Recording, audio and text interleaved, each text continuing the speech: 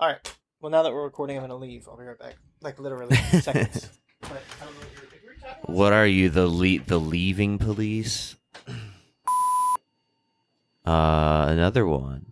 Joe Biden's 23 most important accomplishments as president. That's a whole episode in itself right there, Upworthy. Yeah.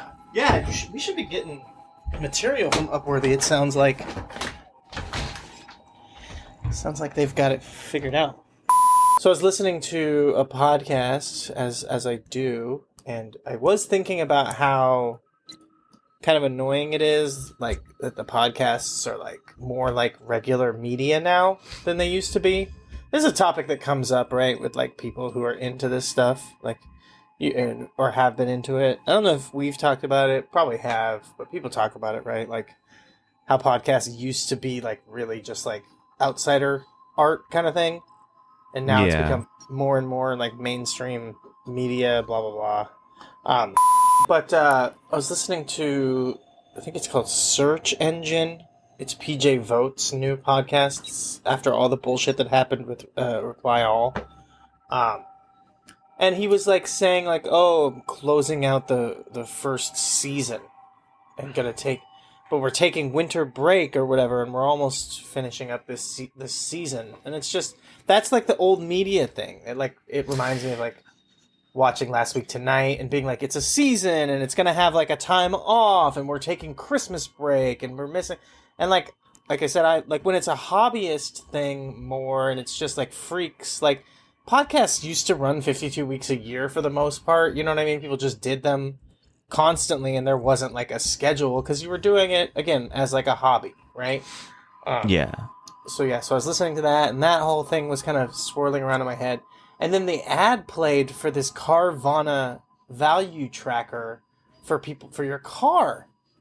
And like, it's so funny because as I was driving home today, I actually got stuck behind like one of these Carvana dolly trucks driving someone's car to them. And then like, I noticed that there was a person who was driving like an idiot right behind them. And I was like, oh, that person, that's probably their car. And they're like following it to wherever it's going or something stupid like that, right?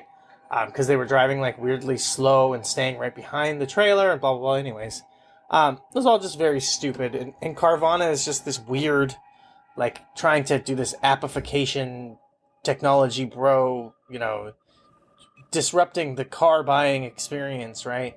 And the ad played, and it's the first I heard of it, but I guess this thing rolled out like in August of this year range. Because I was looking it up, and then I saw this article I posted here talking about one of Hollywood's favorite couples, Kristen Bell and Dax Shepard, who, like, are they one of Hollywood's favorite couples? Are they? Do you think so? Am I checked out on this stuff? I mean, I did know they were a couple, and I probably only remember it because it's one of those disproportionate attractiveness seesaws. I don't know. Christian Bell is fine looking. I don't know why you would say that. That's kind of mean. I was just surprised when I saw they were together. That's all.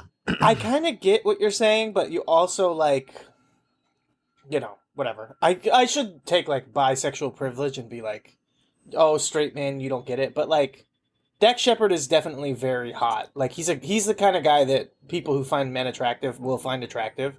Like not just me, but also women. So they're not like I'm not ragging on him. It's just I know. She's like this. It's more like she's like this princess or whatever. Sure, and she looks like all American. Here's what it is what I knew him as for the longest time. Only knew him as. And actually now I can't even think of anything else I've seen him in. I'm sure I have, but I just knew him as the slob from Idiocracy. Oh, I never like really saw that movie. The disgusting slob character from Idiocracy, who's very funny. But anyway, sure. I've never seen that movie, Idiocracy. Don't necessarily care to. I have heard that it's a dang old documentary and it's not a movie. But you know, of course, I've heard that. But I always just think of him from Let's Go to Jail. That's a pretty good. I think it's called that, or Let's Go to Prison. Anyways, I like that movie. But yeah, and I do think that like they've come closer together in age. Part of it too is Christian Bale. Her character is like being the like blonde, girl next door, but then like kind of having a potty mouth and being a little bit like, risque or whatever, which is all a character. It fits with his vibe too, so they actually make kind of a couple that makes sense. Anyways, I don't really think of them as a couple. I definitely don't think of them as one of Hollywood's favorite couples, but maybe they are. Maybe I'm wrong. They were part of this Carvana ad campaign that I guess I maybe saw something in passing, never really realized what it was, talking about this new service that Carvana has, which is your vehicle, your car value tracker that you will have on their app. Because obviously they want you to engage with their app constantly, not just when you're looking to buy and sell your car, but at all times. And to me, again, I think you asked me, what is this about? And I messaged you, said neoliberal hell. This is like commodification, marketization of all of your, like, anything you own is now like something that's part of your portfolio, that you're keeping track of your investment and how is it doing. But it's your fucking vehicle. It's just your car. The idea that you're going to be engaging with the Carvana app frequently so that you can keep track of the value of your vehicle. Is it appreciating? Is it depreciating? As if this is like an investment that you made. To me, it's fucking sickening. It's like, why do we have to marketize everything in the world? Has to be marketized, and they turn it into gamification with the app and they make it fun. But it's like the StockX thing where people are doing that with their fucking clothes and their shoes, like the shirt on your back. You're sitting there worrying about like, how much is this worth now versus how much did I pay for it? Can I make a buck off of selling my shirt? Should I be selling my car right now? Is it worth more than I paid for it now somehow? Is it worth way less? Oh, the ad that I heard on the podcast was like, the market is flooded right now with our kind of cars. Oh no, we took a bath on it. It's like, if you get the utility from having your car, then you did not take any bath on it just because the value is depreciated from what you paid for it, because the true value of a car is utility. It's not a commodity that you invested in. It's like something that you use. It should be looked at as like a tool or some kind of creature comfort, something that brings you joy or productivity in your day-to-day life, not something that you're looking to, like, flipping to make a buck. It's just fucking sickening to me trying to listen to this podcast, the medium that used to be for freaks and weirdos to do in their basements, that's like now turned into fucking like, we're taking summer break so that all of our interns can go back home and visit their mom or whatever. And they're selling me on this app to teach me about like fucking, or to make me like marketize my vehicle as if it's like fucking stocks and bonds. To me, it was just really gross. Sounds to me like you're declaring jihad on Jay Leno and Jerry Seinfeld. Yes. They would disagree about the utility of cars and autos. Yeah. No, I mean, their hobby is collector weirdos, so they actually probably, Jay Leno especially, appreciates cars more their utility than anything else. You're right. They're not just flipping them, but yeah. They're the idea of like, although I don't know, whatever. No, go. Hey. No, I was literally like, I didn't know what I was gonna say next, and then I just remembered that movie that Jay Leno did with Pat Morita, that I've still never seen. I've heard it's incredibly racist and bad. Maybe we should cover it on the pod. Okay, sounds good. Yeah, sounds good. It's okay. I mean, it's a. Hang on, now I gotta look it up. Pat Morita. Pat Morita was a goddamn treasure. Collision Course, 1989.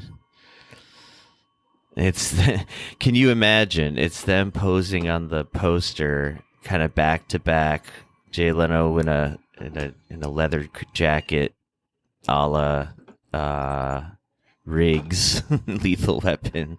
Okay. But it's like the comedy version of Lethal Weapon, and there's a short little Japanese man as his partner, and they're looking at each other like, "Can you believe this guy?" And I believe the name is Collision Course. I believe cars are central to the plot, and I can only imagine there's some racially based driving jokes in there at Pat Morita's expense. Yeah, that sounds pretty good. Comedy version of Lethal Weapon, you said, isn't that Beverly Hills Cop? I mean, yeah, I guess. I'm just going purely off the poster here. Okay. Also, there are probably like 100 of those in the 80s, right? Yeah, that's true. That's true. Ooh, and they're in Detroit. The thief is played by Chris Sarandon. Okay. Wow, it sat on the shelf for 3 years until it finally came out on VHS.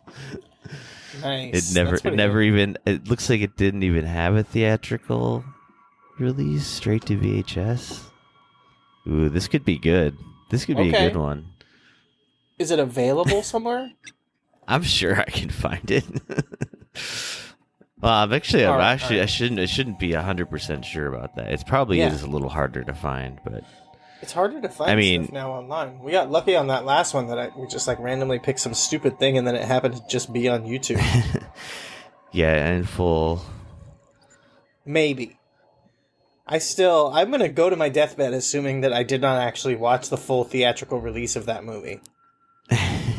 Because there's no way that was it. Like, just no. I'd love to see the Snyder cut, the Yegman cut. Yeah, the Jaegerman. Anyway, well, I guess like I said, that's kind of the weird cold open thing. Do you want to get into the show? Holy shit! Collision Course is on Mubi, like the elite art house streaming service. Mubi. Well, it must be pretty good. You must have accidentally picked out a good movie. Sorry. There's another movie called Collision Course from 2021. Never mind. I was like, there's no way this makes any sense. Anyway, I'll keep the Collision Course tab open so I don't forget. But smart. We should float that one to Adrian maybe. Yeah, that's a good idea. It could be a good way to ring in the new year, if you ask me.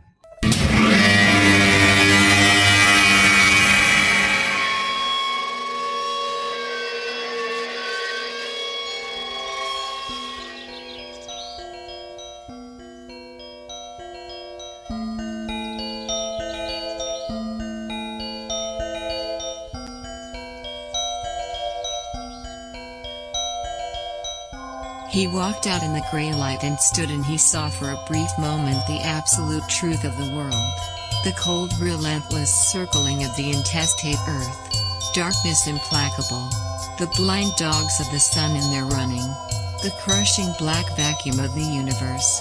And somewhere 200 animals trembling like ground foxes in their cover. Borrowed time and borrowed world and borrowed eyes with which to sorrow it.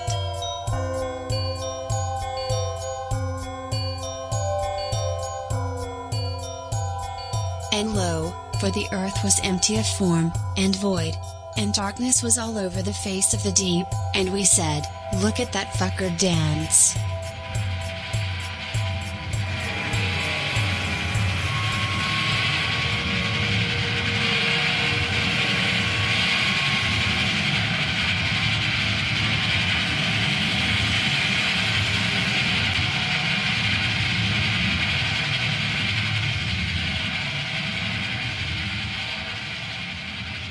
Welcome to Heat Death of the Universe, a podcast. Stop. I didn't think of anything else to say about the podcast. It is December 16th, 2023. It is brain fog o'clock here, KST, and Tim over there. Across the way. How's it going? It's doing really good. We are back for another exciting episode of Heat Death of the Salooniverse, the only podcast that reviews local bars and saloons. Unfortunately, we're going to have to take this week off from this topic because you can't be going out drinking when you have COVID, Josh. Come on. Yeah, Inside. probably shouldn't. Don't be spreading it. Anyways, I'm doing good. Doing good. I should have something interesting to talk about, right? Yeah, I saw. My first thought when I heard the word saloon was like the cantina in Star Wars that canonically has musicians called jizzists. Yes, they play the jizz music. Mm-hmm. That will never not be funny to me. We love jizz. In this house, we believe one thing, and that is that jizz put the little clapping emojis in between my words. We love jizz in this household. Yes. Yeah, that's a pretty good one. It's a cantina. I think they call that in that movie. That's the cantina. I said that. No, it was saloon. I mean, you probably did say that, but you were saying the word saloon reminded you of it. Yeah, they got I think it's probably not true, but I can in my mind's eye I can picture those swinging saloony doors and as you enter the cantina, but probably not. Right. There's the Taco Bell cantina. That's a real thing. I should go to one of those, but I probably never will because they have them out here. I went to one in the Bay Area, and that was the least interesting thing I did that morning. I went to a dog surfing show. Oh, hell yeah. I think I remember this. At dawn. Yeah. It was great. It was awesome. Yeah. It was, and then I drank one of those 3-foot tall, frozen booze drinks, because it was socially acceptable for some reason to do so at the Taco Bell cantina while you watched dogs surf. Oh, hell yeah. Okay. It was a pretty nice day. See, again, this is the thing, and I don't know how long ago this was, but when you see the right-wingers tell you that the Bay Area is a fucking nightmare hellscape war zone, and then your experience is dog surfing and frozen booze cantina bar, does that sound... I mean, it does sound like there's no laws, but it does not sound like a hellscape. It sounds lawless in all the best ways, though. Yeah. Like Lucy Lawless. That's all the best ways to be lawless. Is that right? Is that a person? Did I make that up? Yes, you're 100% right. That is Xena, the warrior princess. Yeah. She's a little bit all right. She looked good. I like to say this like it's contemporary. She looked good contemporarily. Probably the last time I saw her was on Parks and Rec. You know what I mean? I'm like, yeah, she still looked good for an older lady on something I saw 10 years ago, probably. Anyways. I'm trying to remember her on that. She must have dated Mustache. No, because he's married to... Oh, no. She actually was on the show. I think you're right. Her character was dating Mustache. Well, that's what I mean. Yeah. Okay, yes. I thought you were saying... In real life, he's really married to that lady. Yes. Yeah, whatever. Crazy Karen something. Because Christina Applegate. No. Christina Applegate. R.I.P. Is she dead?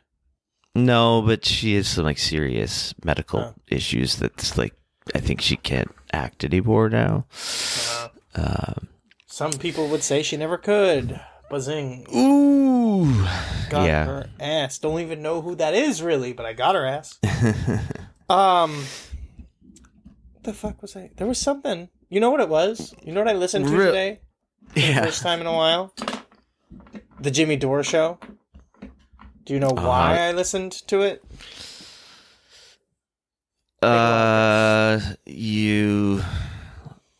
You love what can I think of his name? Never mind. The Jackson Hinkle. Your big Jackson Hinkle stan. I don't even think that they're homies anymore. I think that actually Jimmy Dore and Jackson Hinkle had a falling out. I think they're deep homies still. I still get the updates on my phone, because he went on some show and was schooling some some Brits about, Oh, yeah. Israel Palestine or whatever, and I started watching the clip just out of curiosity, even though I hate Hinkle. Yeah. And it was just Jimmy Dore watching his friend and cheering and being like, "Ooh, got his ass!" And then like where I shut it off was when annoying Hinkle, he rattles off like lightning speed, like all these like facts or whatever. But then he's like, "Well, if you believe that, you probably believe the jab was good." And that hell yeah. And I was like, "Oh, all right." Like, and not whatever. Anyway. Yes. The Hink Man. Hinkin' and stinkin'. Sometimes when I'm going to go masturbate, I say I'm going to go jack some Hinkle. Anyways. I listened to it because Tucker Carlson was on the Jimmy Dore show. And I wanted to hear what that idiot had to say talking to another stupider idiot. It was really good because it was the... Oh, God. All I can ever think of is the end of the show where it's like, lock the gate, Boomer lives. What the fuck is it? The WTF man? Mark Maron. It was like the Mark Maron thing where, like, Jimmy Dore had, like, this guest on who's Tucker Carlson, which any chance I get, I will say Tucker Carlson is a great drag name, and I don't know that anyone's ever used it, and I've been saying this for years. He was doing the Mark Maron thing where, like, he just was talking way over this guy, just telling long-winded stories about himself and all this shit that had nothing to do when you have, like, Tucker Carlson is, like, one of the most famous people in the world, really. Or at least in America. This is, like, the Taylor Swift thing coming back. Like, everybody in America, I bet he's one of those guys that, like, if you did the survey... he would probably be in the top at least 20% of people that, like, everyone in America knows who it is, right? If you said Tucker Carlson, people are like, I know who that is, right? His Q rating is through the fucking roof. And Jimmy Dore is just talking over him constantly, won't let him, you know what I mean? Which I guess, in a weird way, even though that seems odd and counterintuitive, it does kind of make sense, because you go, like, he's on my show, but he's kind of platforming me. So him being on here is a chance for me to talk to people that know who he is that are listening to my show for him. So that's why you go crazy or whatever and talk way too much. But yeah, it was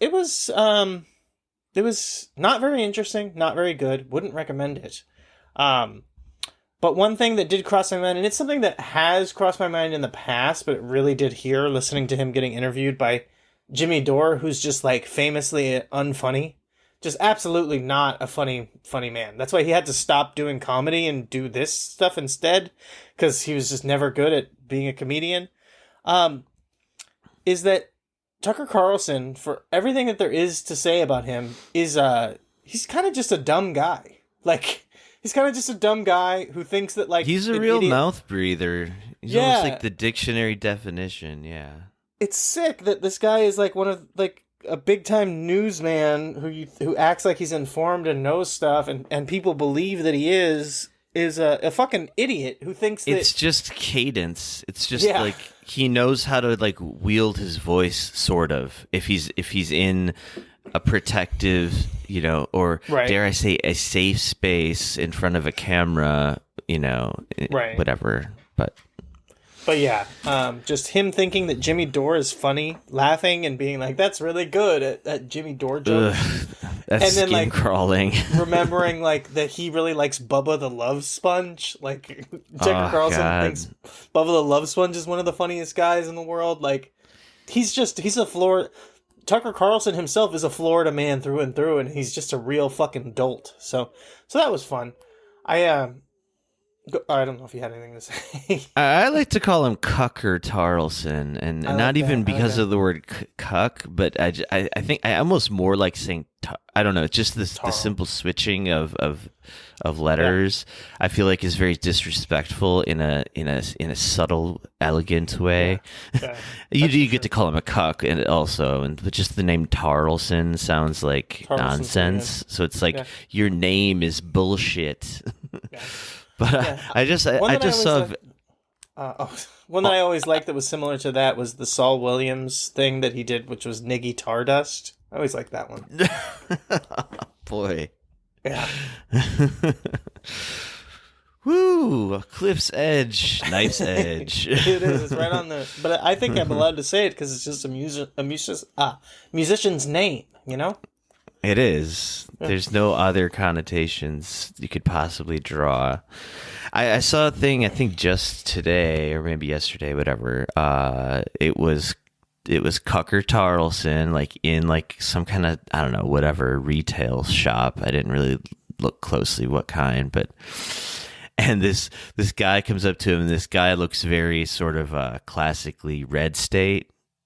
In a way, I guess, like he's got some of the signifiers, like he's got, I don't know, maybe like a hunting hat or something. I could be totally misremembering, but you could see this look of like, oh, these are my people, like on Cucker's face.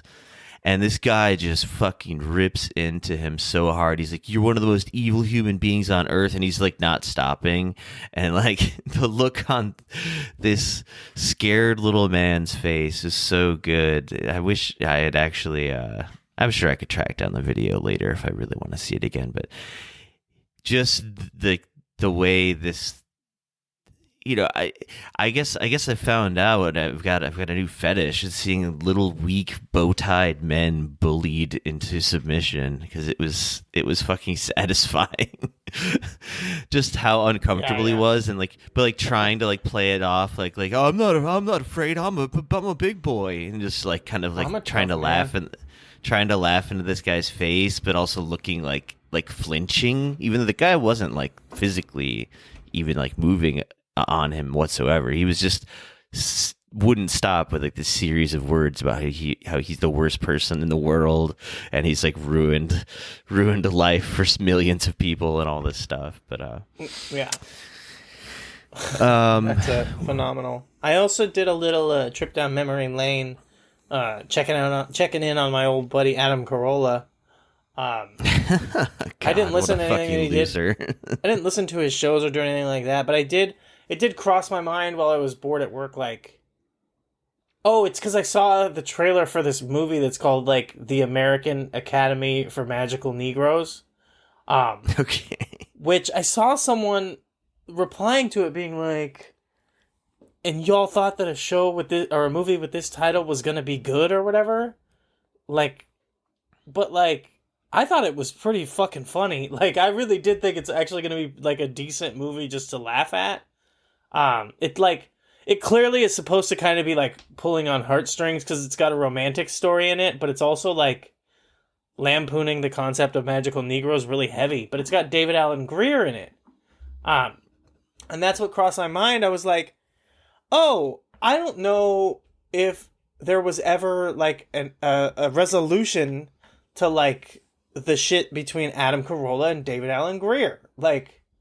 Because they were, like, pretty good friends, and David would be on the show, on his podcasts and shows and stuff pretty regularly. I mean, he was on Crank Anchors and all that, and then, like, at some point, it was just, like, they were not friends anymore. And I was like, I didn't know if anything ever happened, so I was looking into it. It's like, this shit is from, like, 4 years ago, where that's how long it's been since I've actually been paying attention to this stuff. But there was, like, David Alan Grier on Howard Stern just saying, like, yeah, I don't want to, like, fuck with him anymore because he's just a right-wing troll. And he was actually kind of being, like, somewhat nice about it in saying, like, we could still be friends, but I just can't be on his show anymore because his show is, like, right-wing troll show, and I'm just not going to do that. And then he's like, and then it's, like, tough to, like, be seen publicly with someone who's like that because people, like, question you, blah, blah, blah, whatever. So he's like, so I just don't want to do the show anymore and whatever. And then it was like a response video from Adam saying like he would never talk to me and this and that. I was just like, oh, okay, yeah, but yeah, that was the thing. But then I saw something that was like slightly more recent than that. That was like Adam Carolla. This was like from a year ago. Adam Carolla firing his producer and his co-host on his podcast, like his Robin, not really co-host, but like his Robin, right? And being like, yeah. I'm doing this because I want to pivot. I'm going to move from California. And I want to pivot the format of the show, and they're not going to come with me, and then also the format's going to be more intimate. And then halfway through, he's like, And I've been going through a long divorce, and that's a lot to deal with, and it costs a lot of money. So then I'm like, oh, so you're firing people, and you're just doing it artistically because you want to change the format of the show, but also you're having a long, drawn-out, expensive divorce, and those things aren't related, you don't think? So, my lawyer, who I also fired, advised me to cut these people loose. Yeah, to cut as many costs as I can because I'm getting taken to the fucking cleaners by my bitch ex-wife. Oh God, I'm glad that I can't remember the last time I've even listened to Adam Carolla's annoying voice. I guess like a lot of people our general age, I did for some reason listen to, because I had nothing else, basically. Like I would listen to Loveline on the radio, like I was like from the 1930s in the evenings, because I didn't know no better, and Dr. Drew sounded smart, and my God, is he a fucking douche as well. Right. And a dangerous one. Actually, we never ended up doing the episode, but I wanted, or rather, we did do an episode about like addiction and rehabs and stuff, like the rehab industry. But for that, I was like, this is research, and I decided to watch like every episode of Celebrity Rehab ever made. Which that is not a good idea. Quite a test of sanity. But the main thing I walked away from it with, besides just generally being kind of depressed by the whole spectacle, was Dr. Drew's a piece of shit, and he's not. Yeah, his idea. He's kind of like a culty, dangerous guy, I would say. But anyway, we are all over the place. I think we got to dive in, and let's talk about the number one boy, our number one fuck boy, John Gabris. No, Donald Trump. Donald J stands for J Trump. Yeah. I think maybe we should just play this because it's only like a minute long and it's pretty good. It's pretty good. But he's got a new business venture, and share the screen here, and wonderful. We'll listen to it together. And a 1, 2, 3. This is your favorite president, Donald J. Trump, with some very exciting news. My last 2 Trump digital trading card collections sold out in just hours. And now I'm back with my latest series called the Mugshot Edition. I wonder where that came from, the Mugshot Edition. 47 all-new stunning cards, and here is the best part. I'm doing 2 important things for my Trump collection. I'm just going to say, he's like so much more robust looking than Purchase Biden. 47 digital cards, and we'll mail you a beautiful trading card. It is an authentic piece of the suit I wore when I took that now famous mugshot, and it was a great suit, believe me, a really good suit. Yep. It's all cut up, and you're going to get a piece of it. I'll be autographing some of them. A true collector's I kind of want one. Something to give to your family, to your kids and grandchildren. With the purchase of 47 of the Trump digital trading cards, you will also be invited to join me for a gala dinner at my beautiful Mar-a-Lago, my home in Florida. You perhaps heard of it. Maybe. Oh, you were right. I missed that part. That was a detail on there. The 47? No, that you get invited to a gala dinner at Mar-a-Lago. Yeah, that's what I was saying. That's what I was. I know you said that, but I thought that you just missed that part, or that you misheard it, but it was really me that did not hear it. I did like you said. Perhaps you've heard of it. He's so even when he's on script. That's the thing about Trump that people overlook. Like people do like to talk about how good he is at riffing, right? And he's just on stage, but even when he's off book, like. He's got the flourishes that are still so authentically Trump. He understands the Trump character so well. Like the stuff that he was saying there was like, it was just so good. You might have heard of it. It's a really good suit. I'll tell you, it's a really good suit. And then the mugshot. These ones are called the mugshot edition. I wonder where that came from. Like, what? Yeah. You know where it came from. You put this whole thing together. Well, he's being cheeky. He's being like weirdly sort of like playfully self-effacing, which is not usually his style at all. Like that was like the thing I found weird, like most uncharacteristic about it is he's like, and for this time we just watched it, I sort of went into a fugue state for a second, so I can't remember because I think let's watch it again. I think there's a longer version, but did he say the thing about the muscles? Oh. Because I don't remember him saying it there. Because in the first one that I saw somewhere else, he's like, all these drawings of me look so great, and believe me, folks, I don't have muscles like that in those places. Like, no, yeah, you're right. This was an abridged version because I remember that too. Abridged version, but like he's like I'm not a big muscle man, and but these artists really make me look cool, aren't they great? He's like being like weirdly, he's like it's like a new semi humble, like pokes fun at himself Trump, which like I gotta say, man, yeah.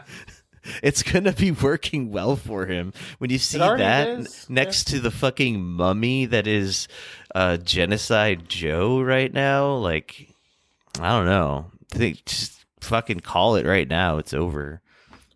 Yeah, I mean, yeah, that's like kind of the toughest part about the whole thing is like Biden really riding with Israel, and it's just like, dude, no one likes this. No one is into this, bro. He was already like fucked before this stuff really kicked off. Like he I mean, we're gonna get into some of it. I mean, I guess we could just get into some of that now. Now, yeah. Like the latest Dementia Joe of Sleepy Joe. What did he say? He said that his dad joined a kibbutz 65 years ago or something. No, he said that I mean, okay, here are the caveats. Like, I know that he mixed up years for days, but that's still kind of big when you're the fucking president and you're talking about like something of dire consequence. He's like, 65 years ago, October 7th happened, and my dad was living on a kibbutz back then. It's like, but he tried to correct himself, but he just said "my dad" again. He said it like twice. Although I saw some like just fucking annoying people arguing about it online. It's like he corrected it to "a father, not my father." It's like, still, who's he talking about? That doesn't make what he's saying like any less senile or like out of nowhere. Let's see what else was on his part of his greatest hits this week. He called Xi Jinping Deng Xiaoping, and bizarrely claimed that they were chatting in the Himalayas together. Yeah, of course. Which reminded me of something before that he said about Xi Jinping like a while ago. I could find it in a second here because I remember titling one of the old podcast episodes after it. It was like something about meet me with my mind in the foothills of the Himalayas or something. Oh, hell yeah.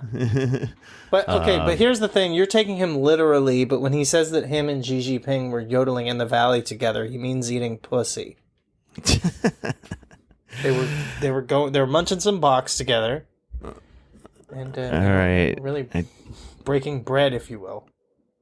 Oh, I remember when I used to post our episodes on Left podcasts on Reddit. They really fucked up Reddit, huh? Not really. I stopped posting there because people are too mean. Oh, come on. I know. Not really. That's not really the reason. But they are too mean. And we know you're listening. We know you're listening, and you're too mean. Stop being so mean. Anyway, I don't know. The title of the episode is In the Foothills of the President's Decaying Synapses. That doesn't really help. I thought maybe it would have what Biden actually said. Anyway, so Biden is still senile. Very much so. I felt like there was more of him being senile, but maybe I covered it really quickly. I mean, this idea feels senile here. It'd be kind of all over the place today. Watch out for Israel's preparing for possible fentanyl-filled rockets from Hamas, Hezbollah. I thought this was like going to turn out to be a fake article, but it's real. In Breitbart, it's the only place I actually found it, and this is an updated version. I don't know. Someone got the idea in their head that someone would waste a bunch of fentanyl on like trying to drug people. No, they would kill them. They would all OD on the rockets. fentanyl. The idea is that fentanyl is so dangerous that they would all die from the fentanyl. Yeah, except like the problem is that the shit would like burn up in the atmosphere or whatever. And also, they're dropping white phosphorus on them, so why would they need to drop fentanyl instead? It seems like a waste of money. Yeah. Supposedly, Russia in the early 90s during the Chechen debacle, drugged as in like knocked out Chechen resistance with fentanyl, like used it sort of tactically, aerosolized combination of some fentanyl analog. But anyway, just like the image of like, you know, scary Hamas guy with his rocket, and like it just looks like a joke article to me, but it's real. And let's see, Satan. Nice. Let's see. Dealer's choice. Okay. I think you would be the dealer. So yeah, I know. I just realized that. Yeah. All right. Do you choose between these two topics, Satan or Hillary Clinton? And please follow it up with a joke I know you want to make. Come on, that's pretty easy. I mean, you're basically just offering me the same thing. That's a contradiction without difference, or whatever they say. But yeah, that's let's go with the more specific, and let's go with Hilldawg. She is in the news, right? Kind of, or something. I don't even know. They were talking about her on Chapo. That's the same as being in the news. They brought her out of her cave to make spurious accusations about massive rapes that there's zero evidence of in the ongoing conflict. Just to sit there and lie and use her credentials as a womanist. Oh, come on, Fox News. Fuck off. I have to allow ads from Fox News to see this shit. I fucking hate that shit. I mean, or fuck you, archive. Just takes a second longer. Not much.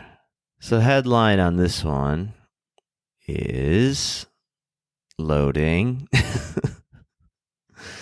Carefully, steady, slowly but surely. Okay.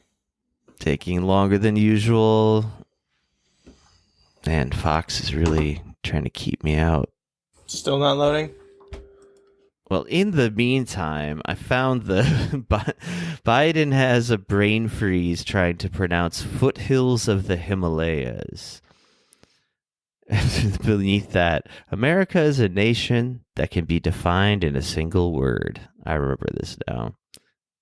Here's Biden trying to speak words in 2022, April 2022. Probably pretty good, I think. Let me close what I've long said. America's a nation that can be defined in a single word. I was in the foothills of the Himalayas with Xi Jinping, traveling with him. We traveled 17,000 miles when I was vice president. That's pretty. That's the word? That's a pretty good single word. That's a long word, brother. Oh boy. That was almost. I mean, that's veering on 2 years ago, even. Really? Yeah. I mean, why is this shit? All right. I haven't actually read this full. I've just laughed at the title anyway. Okay. But so I'll just. Bill Clinton ripped Hillary's campaign as not being able to sell, quote, pussy on a troop train, new book says. Huh. Not wrong, but you didn't have to say it that way, I guess. And I've never seen archive.etc. takes this long to get around a paywall before. That's brutal. Fuck Fox. It's yeah. Truly. Go to the other article. Let's do Satan. Satan. Yeah, fuck this. Sorry. Yeah, I mean, I guess it is over, just bitch. like it is just gossip, right? It's just gossip about Bill. I just like the idea of him saying to sell pussy on a troop train. That's pretty good. That's all we needed from that. Yeah. Okay, it is finally loaded, so hang on. All right. If you must. I mean, I've given up now. Oh, this comes from Ryan Grimm's new book about the Squad. Okay. The Squad, AOC, and the Hope of a Political Revolution. I've actually been kind of respecting Ryan Grimm more than usual these days. Just the Ryan Grimm respecter has logged on. Yes. Sometimes I think he's on the wrong side of stuff, but whatever. Nobody can meet my perfect exacting standards all the time. Yeah, that's true. But no, he's been pretty consistent on all this geopolitical hellscape shit going on. So I give him props for that, I guess. Ask him about Carvana. See what he says about that. Ask him about Carvana. All right. I'm just gonna write Carvana ? at Ryan Grimm. Let's see what he does. Then we'll see where he really stands. Anyways. You know what's weird about seeing this pussy on a troop train? It really scrambles my brain because they don't spell out pussy. It's P dash. So then I also go a few words ahead, in my unconscious and see troop, and I see P plus troop, and I keep thinking like pussy on a poop train, poop on a troop train. It's just putting gross ideas into my head. What was that called? Docking the ship? God. And here's the other thing about that is that if it's just P dash, it might not be pussy. It could also be dash. I guess it could be penis on a troop train. They could be trying to sell penis on the troop train because everyone knows that now, since Biden became president, the military is all woke and gay. Everyone's trans now. Yeah. So even Bill Clinton. See, I would agree with you if it wasn't Billy Clinton saying this. Bill Clinton can't not say pussy. That's true. It'd be funny if he commented on this story and that was all he said was, "Let me be clear. I said penis. I said pussy. I'm talking penises, not pussies." Yeah. Then he mic drop and just out of there. Yeah, I don't know. Well, he's Slick Willy. That's the thing. Slick Willy would, if he was talking about selling something, he was always slanging that D, so he'd be selling penis. It sells itself, baby. That's true. Mr. President, when you're right, you're right. All right. Well, bye-bye, Willy Clints. Hail Satan. Satan's in the news a few times this week, but in this particular article, Satanic Temple hosts after-school Satan Club in Tennessee Elementary School. Tennessee seems to be an interesting state. Every time it comes up, it's like, homelessness is illegal now. Like, just some horrific thing. Like children, like prisons for for three-year-olds, new prisons. But here, they're letting Satan into the public sphere. Seems like, satanic, like Church of Satan always does stuff like this to like prove a point, and like I get their point. I don't know how like useful it really is. I mean, I think it's like funny when people get up in arms, because the other Satan story that happened this week, I think this week or recently, was in like Ohio, and it was another satanic like thing. Probably, I think it was like next to like a nativity scene or something, like all just trying to make this point of like, well, we have to treat all religions equally, so respect our religion. And of course it's a lot of trolling, but some Christian maniac freaked out and like beheaded the statue, the old Satan statue, the old goat head. Yeah. And is that the Baphomet or no? Anyways. Yeah, Baphomet. That's right. Yeah. But then the Mr. Lifts, DeSantis, he tried to chime in, and like the loser fucking cuck that he is, Meatball Ron came in and he was like, I agree, Satan has no place in our government and it should not be considered a religion, and I'm gonna help pay this man's legal fees. And like the thing is the guy had already like maxed out his like GoFundMe or whatever, so like the DeSantis haters, the pro-Trump folks basically were like calling him out for being just a phony, whatever. Just using it to gain his own sort of like publicity or whatever.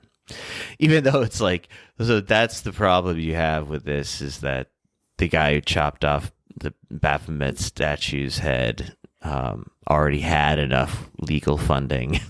Right. Not that this whole thing is absurd and right. Yeah. And then I mean, you don't even need to come up with a weird reason to be like, we don't like fucking DeSantis. Like, just he sucks. Right. He sucks. Yeah. You don't need to be. I think they were probably actually. They're probably piling on him at that point, which is funny. He deserves it, of course. Is he selling me any cool cards with his suit or with his like heightening boots, pieces of his heightened boots cut up on them? No.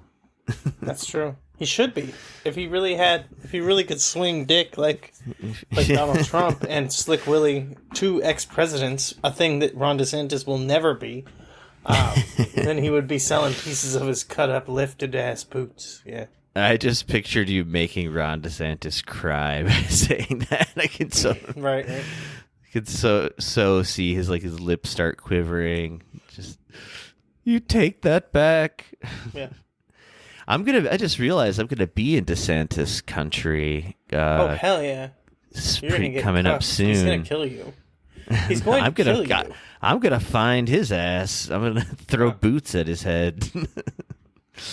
Nice. I don't know what I'm gonna do. I don't know where I don't know the geography of Florida. I'm gonna be in the Fort Myers area for like, I don't know, a week and a half or something, 2 weeks maybe.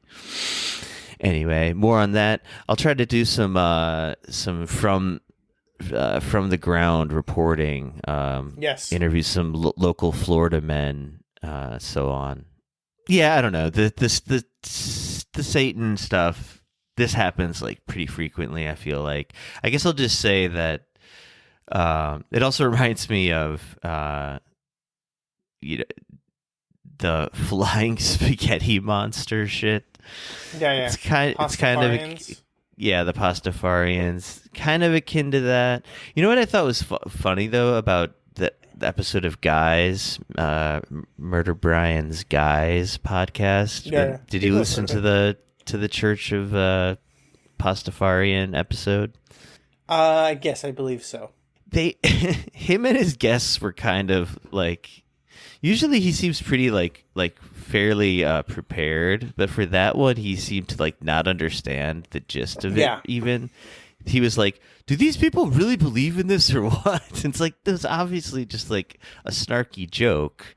Like if you could, there's things to make fun of them for like being kind of like especially if they're still doing that shit like now in 2023, it seems pretty antiquated. In 2005 it was like, wow, like it's sort of like a little more edgy, it has some weight to it, like the culture wars were more in full swing and more about like, you know, religious irrationality and all that shit. But like I sort of feel the same way about like the Church of Satan people now, but it's at the same time I don't disagree with their ultimate point, and it's like, okay, go ahead, but you also do kind of come off like big fucking nerds at the same time.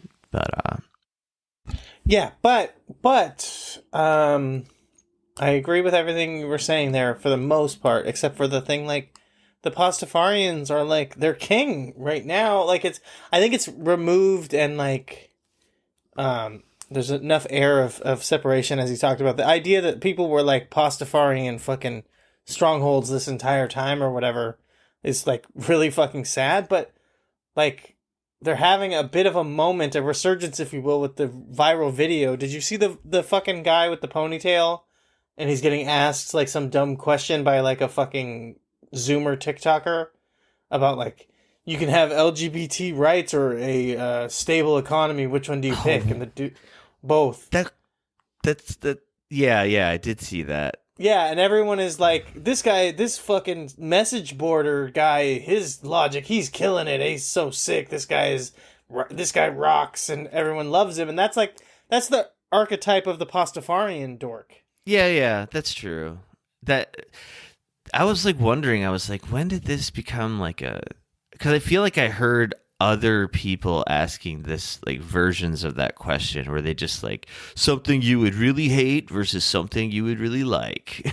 Like right. I did see the video you're talking about. It's funny how upset the fucking questioning douche gets about it. He's like, you can't pick both. Yeah. Which I saw someone who's like, this is the way that you ask this question to get around this man's fallacy where he refuses to end. Like, I don't fucking care. The reason, like, the basis of that shit is just Andrew Tate shit. Like, that guy is just trying to do Andrew Tate. Like, it's a hybrid of Andrew Tate politics, which have gone viral with people of that age range, with, like, how everything on TikTok, like, because there's all you ever see from creators of, like, dudes that are that age on TikTok is them doing that, where they run up on somebody with their phone asking questions. Well, the OG, in my opinion, is, and I'm totally blanking on his name, the guy who loves to, like, shove dildos up his ass to prove that being gay is wrong or whatever. Not... There's two guys actually. I don't know. The fucking guy who like just finds any excuse to are you talking about wear Crowder? women's yes, Crowder. Okay, dildos up his ass threw me off. You're talking about Crowder. Okay, but the dildos up his ass is actually McGinnis, Gavin McGinnis. Oh, okay, yeah. McGinnis would do that to prove that he's not homophobic. He'd shove a dildo up his ass on his own stupid show. At least I believe I heard that. Maybe I was watching something else. I don't know. No, it seems like prototypical Crowder shit. Like, sitting on the campus, like, ask me anything, bro. I'll fight anybody. I'll debate you about anything. Let's see. You know who's back in the news? not really, but I like to follow up on things we've talked about in the past, and that millionaire who wants to live forever, who believes he's like aging backwards, Bryan Johnson. Yeah. the only new addition to this is he's got a list that he says that he shows people on first dates if he ever tries to date at all. I'll just go straight to the list. I guess he posted this on Twitter. He also like just posts like a real, like, I don't know. I'm surprised to see that like he writes expectations are letter R important. Like I would imagine this guy, based on what I've seen of him, to be like uptight about grammar and punctuation and shit. But he's very much not so. Anyway, what I share on first dates: 1, 11 a.m. dinner. 2, 8:30 p.m. sleepy emoji. 3, no pillow talk. 4, you sleep alone.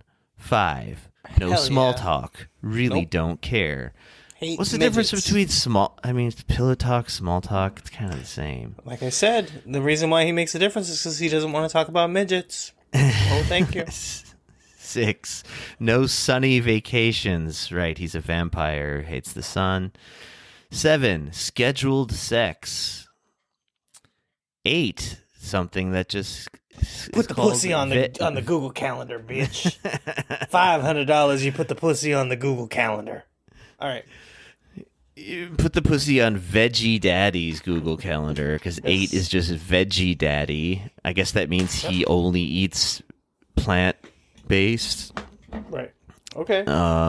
Pussy's not a plant. Is that what he's trying to say? Pussy is a vegetable. Shout out to the king. R.I.P. to the god Herman Cain. Anyways. 9, must give plasma. This would only be better if he spelled out exactly what that means, which is must give me plasma. Right. 10, you are not my number one priority.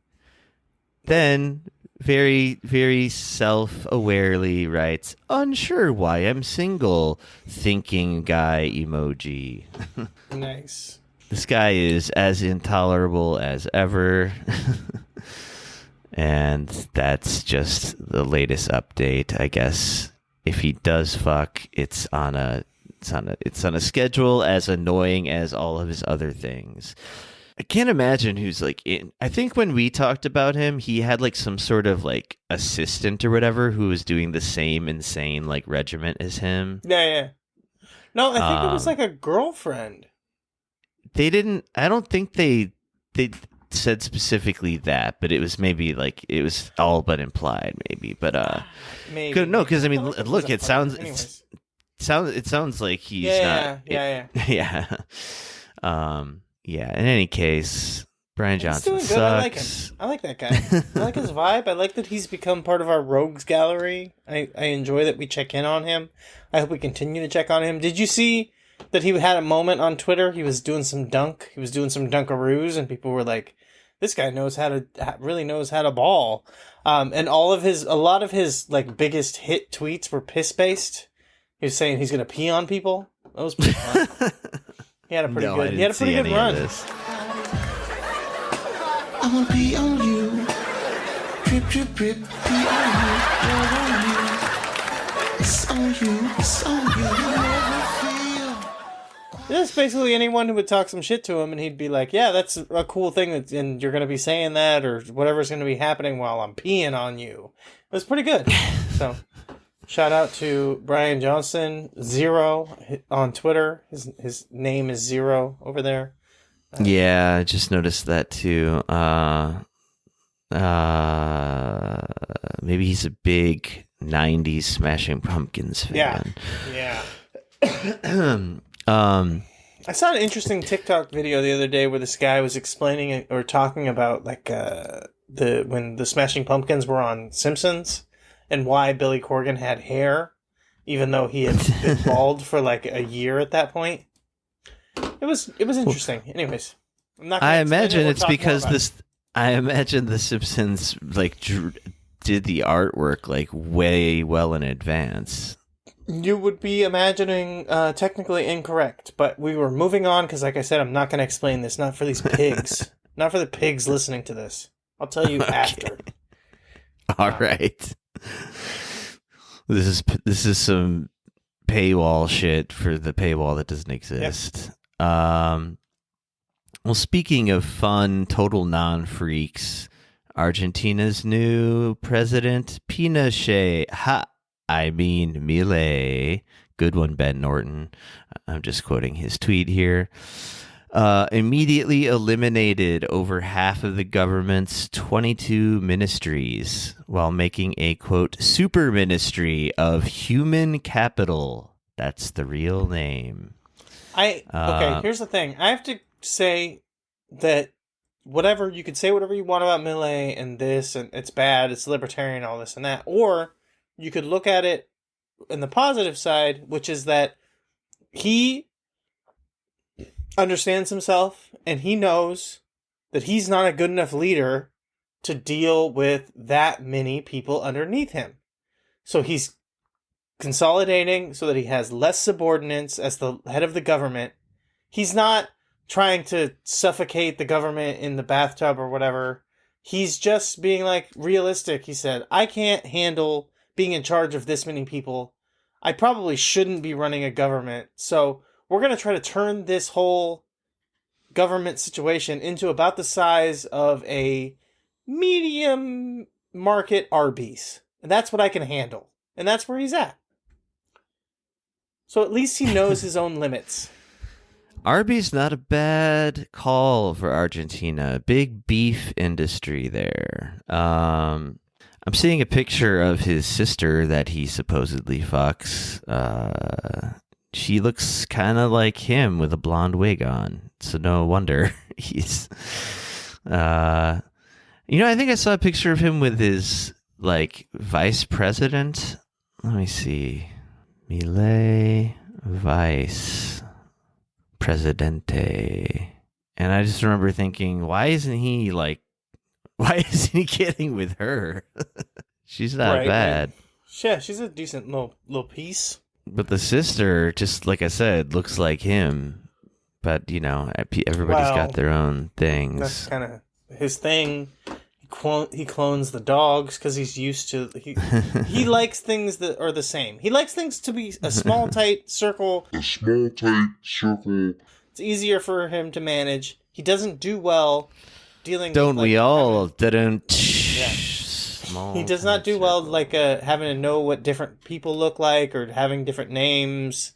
He's got a very limited brain space and brain power, is basically my point. He's not able to deal with a lot of different kinds of... So, it's like, if you want to consolidate, make things a little bit easier, you just, okay, who am I dating? Who am I in a relationship with?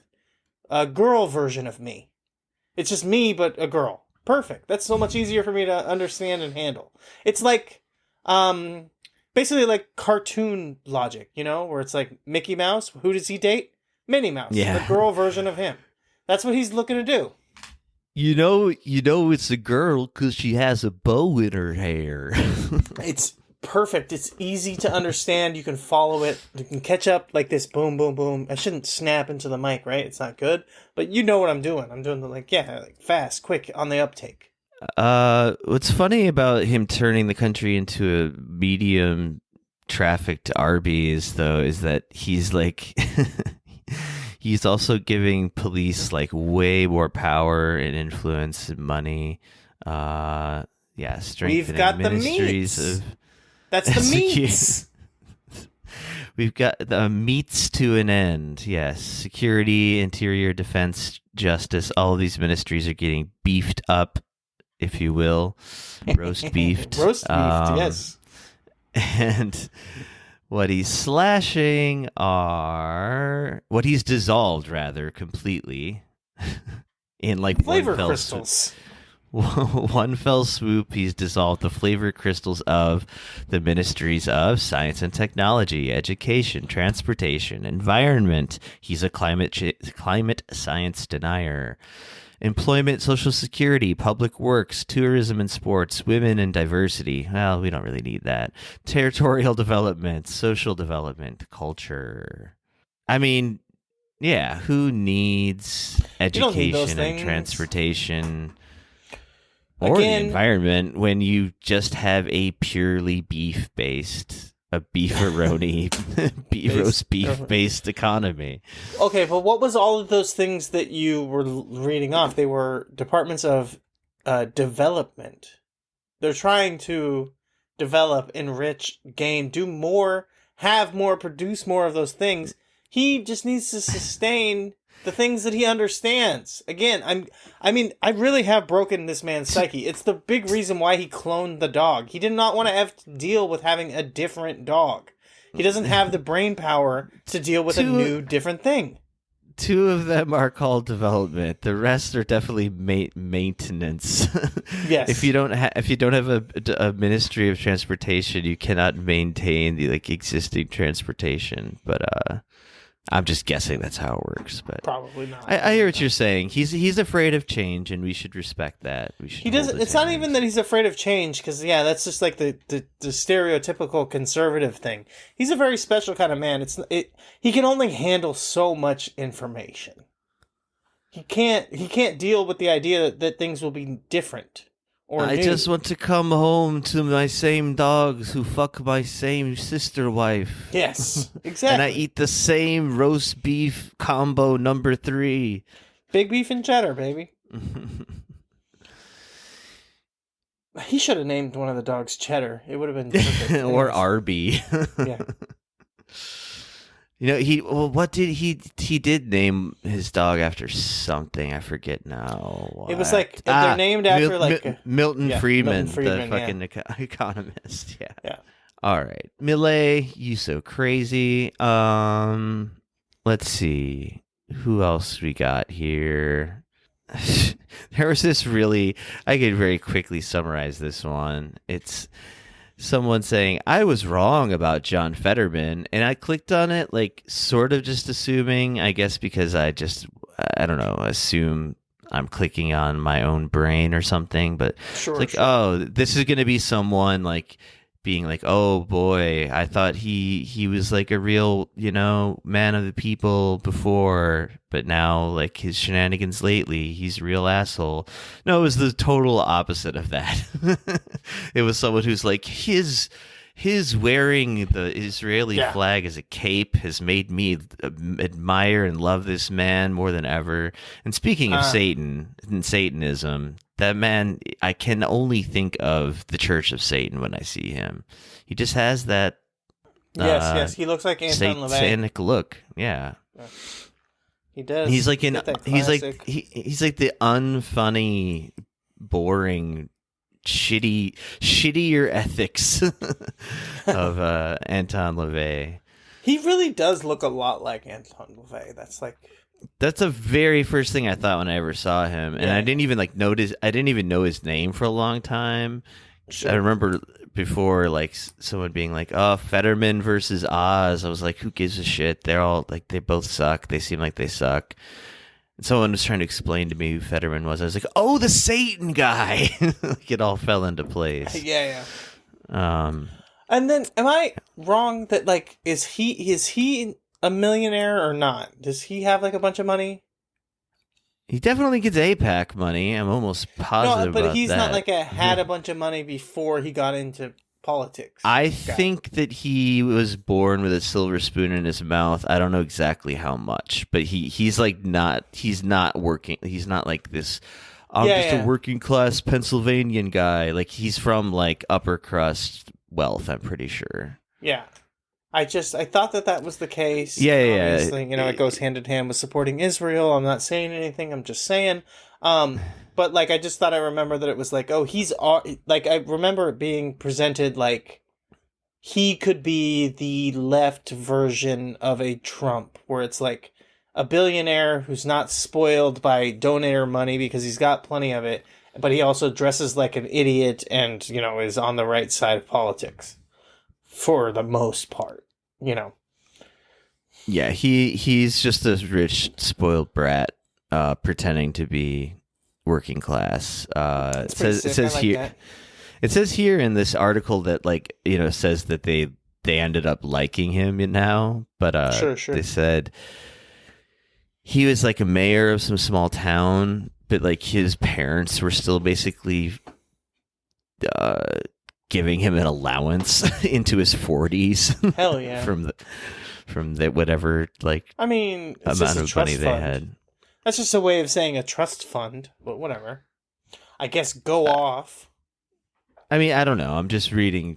I know, I'm not you. I'm the person who wrote it. I'm not calling you out. It's the person who wrote it, you know? It says, yeah, help from his parents, which I guess could be trust fund. Yeah, it's just a trust any fund. case. Anyway, well, okay, this has me thinking about something, so... No, continue. This is pointless. Well, I mean, that's... There's name of the not game? much really to say about Fetterman. Mike Johnson, this douche... He's, you know, I think I just like regularly forget that the Speaker of the House is so close to the presidency until someone reminds me. It's like, oh shit, that's this guy now. Like it, because before I was just kind of like, oh, whatever. It's just another fucking like, you know, like transferring of a title. But like this guy's a fucking nutcase, and yeah, he's quite. What, 2 heartbeats away? 1.2 heartbeats away if you count Biden as a fraction. Anyway, here's the Uproxx article headline. Creepy weirdo House Speaker Mike Johnson allegedly refused to lift a finger to help his desperate dad do anything about a toxic dump near his home. Says quite a bit about his character, I suppose, and about the fact that he like does not give a shit about the environment because he's a strict creationist, apparently. But yeah, even his own father begging him to like, he's like, use some of your like political clout to like get this toxic waste dump at least away from me. It's not like, it doesn't sound like his dad's like necessarily like some great like bleeding heart guy or whatever either. But like you won't even help out your old man and like throw in a word to somebody that you work with like in Washington. I don't know. It's pretty cold. That's basically all there is to that article. Yeah. Zelensky returned to Washington. He had another meeting with Biden. It's just more like it's like watching a relationship fall apart like in real time. It's it'd be sad if it weren't so funny. Although it is sad as well, considering all of the pointless death that has come along with this. But Zelensky, like, he met with like every, like, he basically met with like every representative and like every head of like every major manufacturer of weapons, and just showed him like speaking his kind of broken English and like speaking in like this word salad kind of like circular reasoning, like we show you how good war is, so you give us more war machine guns, so we can have more gun for good wartime. And they're all just like smiling and nodding politely. Yes, yes. Like it's like so hard, like cringy and hard to watch. And then of course one Biden. thing we still know how to make is misery and death. And Biden just still keeps saying things like, "We'll stand with you till the very end, my friend." You know, like just like no, you won't. You're clearly signaling that you're done. You're done. Right. Like, and apparently now, like the way Biden's trying to get some more funds for Ukraine, he has to like capitulate to Republican demands about the border, which will like, you know, to every fucking idiot who was like kids in cages, you gotta vote Biden. I mean, that's already has been destroyed by the way Biden has dealt with immigration and the border. But like this will just like super cement that point, because yeah, the kind of border policy they want is insane. It's just like instantaneous. Why can't I think of a simple word? Spontaneous deportations. combustion? Oh. Yes, we make them combust at the border. When any Mexican comes into America, they spontaneously combust. And the body has a way of shutting the whole thing down if you're not an actual illegal. Quote unquote spontaneous. Yeah, the body has a way of shutting all that down, all that stuff. Yep. So yeah, Zelensky's still just like pleading, basically. And then and Lindsey Graham, that fucking absolute fucking cretin, who was like the #1 flag waver of Ukraine. Like even he is like basically kind of abandoned Zelensky, but he basically said like securing the border is more important. I hope you understand that. But then he got really excited at the idea that Zelensky said, quote, he'll fight until the last person, which was like that wasn't just a saying. I forget exactly who stated it exactly, but it was more like, yeah, America would love to fight the Russians to the last Ukrainian, till the very last one. Yep. And that's part of the reason we're going to like cut off the spigot of money there, is because like they're almost like literally running out of people. They're like sending old people to like the front lines and shit because everybody's fled or is dead, basically. I mean, that's a little exaggerated, but it's basically true. Let's see.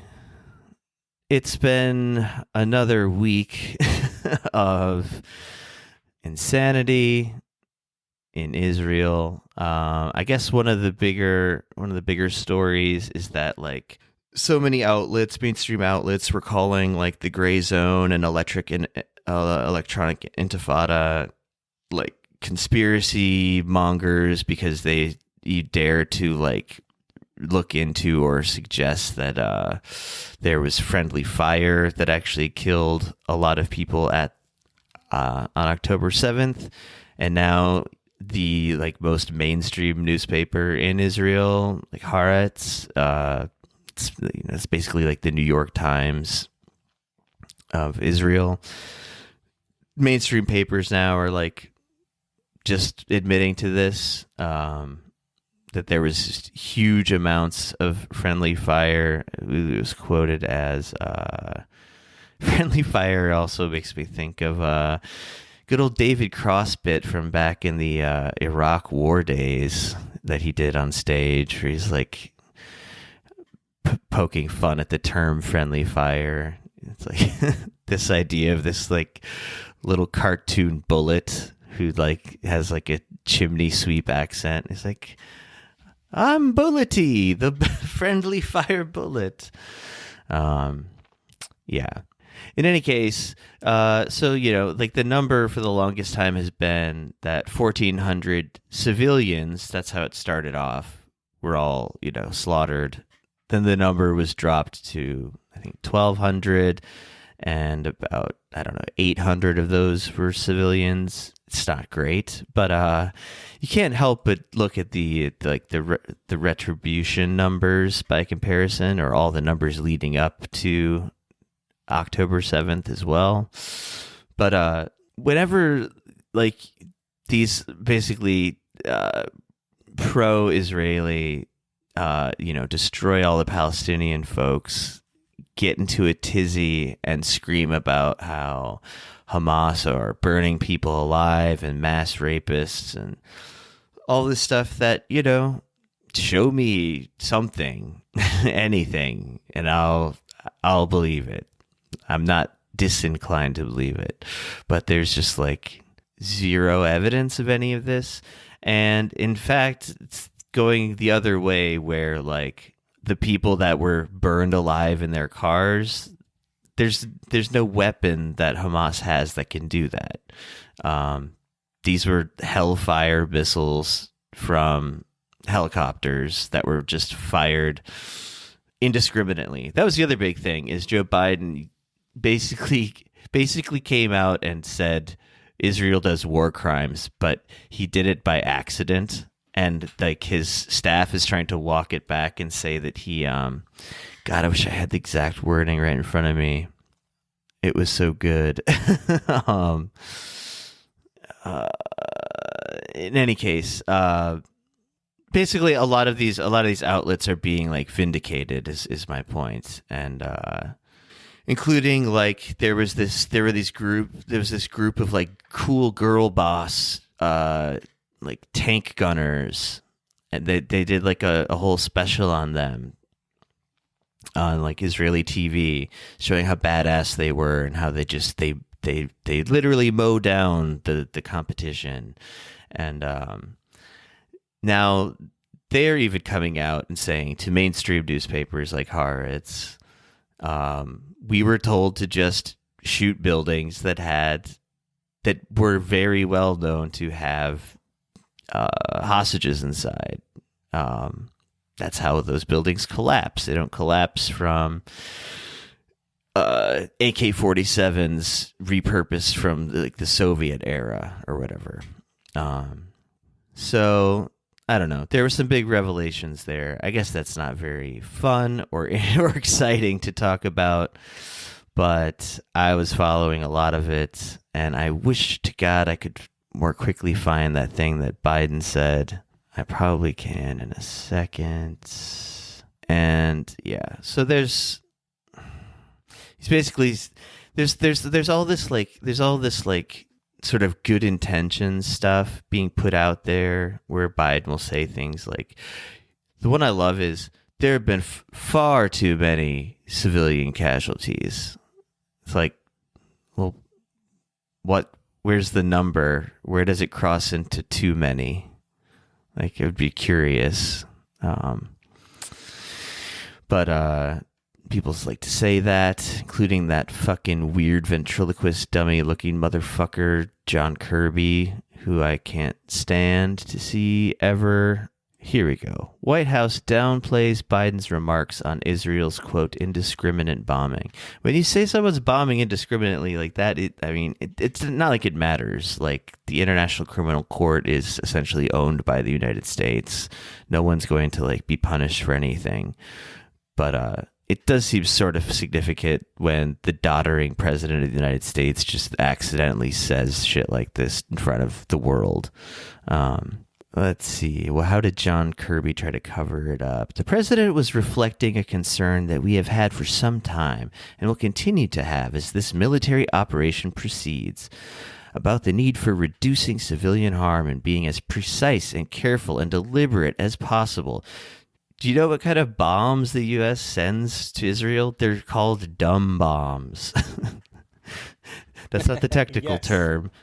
But that is what they're called, because they are literally indiscriminate and have no precision whatsoever. No. That's the point of them. Just drop a big explosive on a place and it goes boom. 2,000 pounds. Like, they're fucking, yeah.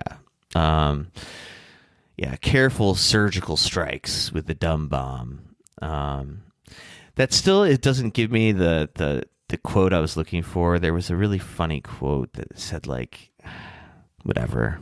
It'll take me too long to find it now, but It's not worth it. Just make one up. Just make up a quote.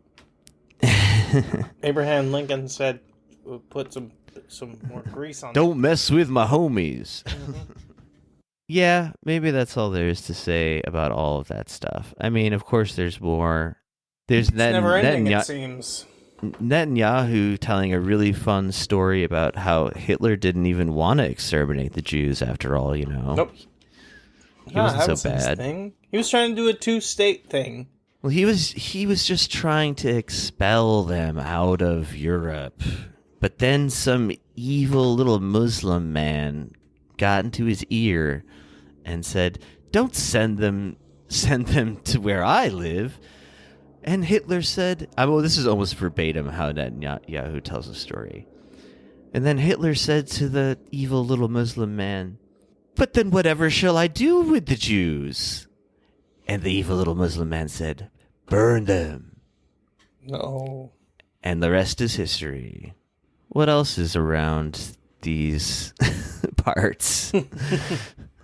I think we've covered most of this shit. Oh yeah, why don't you, I mean, do you want to do you want to switch up the Want to hit the lighter side? Yeah. Yeah. I don't know. All right. Canadian woman battling long COVID. Oh, Jesus. I'm getting the ad blocker bullshit thing too. I don't want to deal with this. Why do they hate me? Why do they hate me so much for my freedom? You know? Canadian woman battles long COVID for so long that she's decided that she wants to commit suicide. Not suicide, but she wants to do euthanasia. Because Canada actually allows you to do euthanasia. Right? They basically encourage it. It's cool. That was the controversial thing that came up was like they were like encouraging people who are just depressed to like off themselves. Might as well just, lay it down.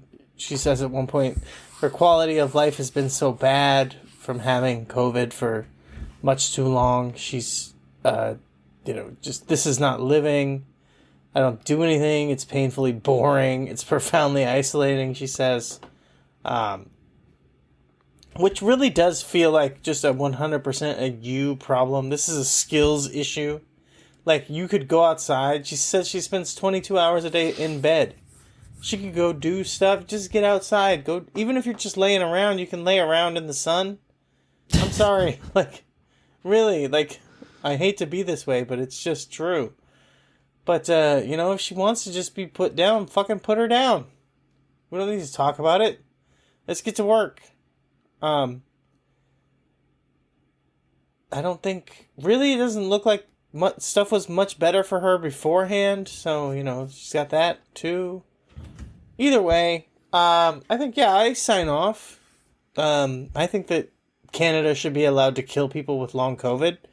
And I think that we should allow people to cross the border into Canada and get killed if they have long COVID. And I would nominate the first person to do this act would be Leslie Lee III from Struggle Session. Because this man has been suffering for far too long under the yoke and whip of long COVID. But yeah, either way, I don't know. That's about it. I just think it's fucking crazy that someone... I don't know. I mean, it must be really bad, but it really feels like people just like to complain, and that's the only people who have long COVID are people who complain a lot about it, right? It must be that bad, though. That's why you complain about it constantly, because it's so bad. I was gonna, I mean, it could be the other way around. Right. So, more power to you. Get yourself killed. Go. Good. I don't know. Do you have any thoughts? Yeah, I think that I think that they're probably I don't know. From everything I've ever heard about what seems like genuine long COVID, it does sound pretty fucking miserable to where it's not like fibromyalgia or seasonal affective disorder. It's your neurological system is fucked, and your muscles aren't working properly. It's not a matter of demotivation or something. I mean, I'm sure on top of it you become depressed, right? But it sounds I don't know. I feel bad for people with it because they know that a lot of people don't buy into it, and they feel kind of maligned as this I don't know roustabout minority group, I guess. Yeah, I'm sure there's a couple fakers, but this person appears to be deadly serious, quite literally deadly serious. Yeah. If they are seeking physician assisted suicide for their long COVID symptoms. I mean, what can I say? I feel bad for her. Yeah. I can't blame her. But And it sucks, maybe you just need to roll up to the house with your I don't know, Slick Willy style. I need to roll up into the house, Slick Willy style. I need to sell this Marine some P dash dash dash dash, and I need to get her back into the groove of things. Yeah, Tim's pussy boot camp treatment. That's it. I don't know. Imagine the billions and billions of dollars that one freakazoid is spending to extend his life 15 seconds versus putting just any of that money into helping treat this person. That would be maybe a fair trade-off. I mean, that asshole doesn't even have time to pretend to care about one other person. Right. Let alone actually drop real money on helping. I mean, he does claim that he's doing this experiment on himself or whatever, and hoping that, even people that aren't as rich as him can use parts of it or whatever to extend their lives and shit. But he's so full of shit. I mean, the amount of money that guy spends on just dark chocolate per day or whatever is more than the average person could spend. So, well, either way, yeah, that was the letter. That was closing out on the letter side. And she's Canadian. She should be allowed to die, right? Because she's not doing this because she's worried about the bills because it's all free. She's doing it because she authentically wants to die. And I think that really gets to the crux of the matter. A lot of people, younger generation, I've really gotten sick of it, the point that everyone, especially, it feels like not younger generation, it's a lot of millennials, every joke is about how they wish that they were dead and, I just want to kill myself and die or whatever. Everything is so miserable. But when you're Canadian and everything is pretty alright for the most part, and you're still I just want to die, I kind of take it seriously. And I think it's cool that they will let you just die. And they should probably just let this long COVID person die. But yeah. That's kind of it. Josh, do you have any other big things you want to hit before we go? I don't know why I can't let this fucking thing go with Biden. Just the way they tried to clean up after him was so funny, but now I'm probably hyping it up too much. Well, cleaning up after him is important because his diapers need to be changed. He'll get a rash. Doo-doo ass president. Yeah. Let's see. Fuck. I had a pretty interesting story with a Lyft Uber driver the other day, but let's hear it. It's not worth even getting into at this point. It was okay. She was talking about, she had a weird accent. I couldn't quite place it. She's definitely from somewhere in Europe, but in between. And she was talking about how embarrassing Biden is to have a president who's so old and doddering and all that. And I was like, for real? You definitely hitting that?